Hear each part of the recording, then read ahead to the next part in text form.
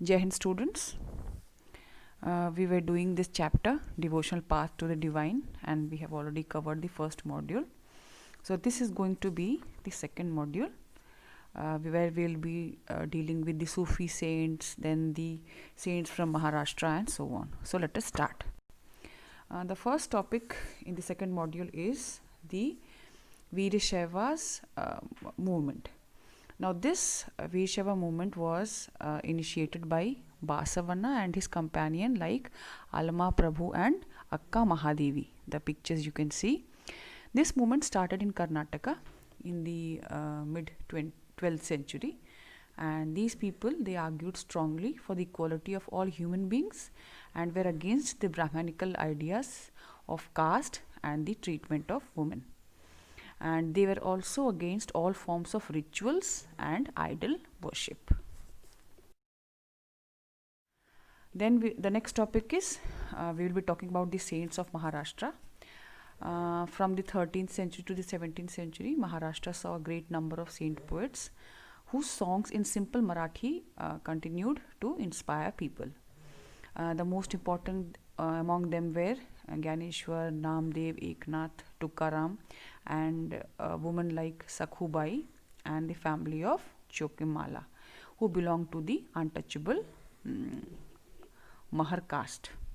And this tradition of bhakti, it focused on Vithala, which is a form of Vishnu, there is a temple in Pandharpur, as well as on the notion of a personal god which resides in the hearts of all people. They too rejected all forms of rituals, outward display of piety and social differences that was based on birth. They also rejected the idea of renunciation and preferred to live. They preferred that everybody should live with their families and earn their livelihood. They preached serving the humans in need, and they insisted on sharing others' pain.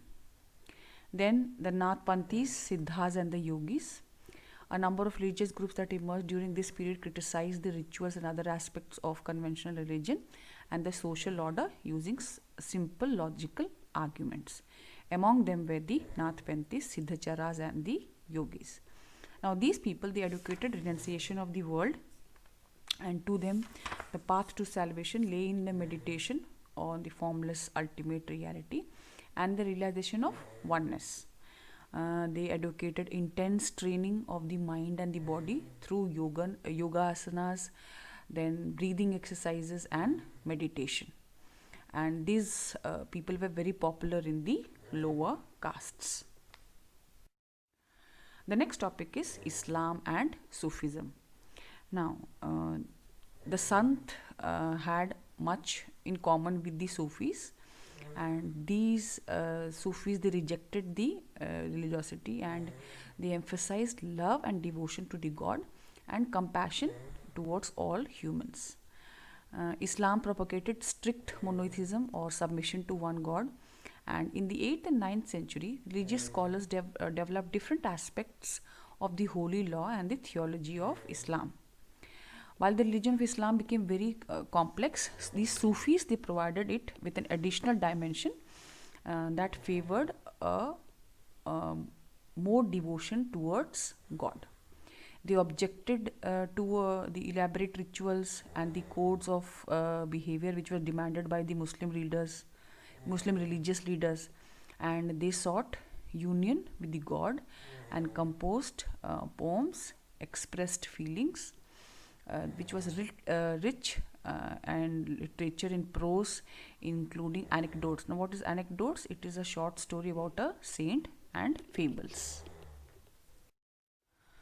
Famous Sufis were Ghazali, Rumi, etc.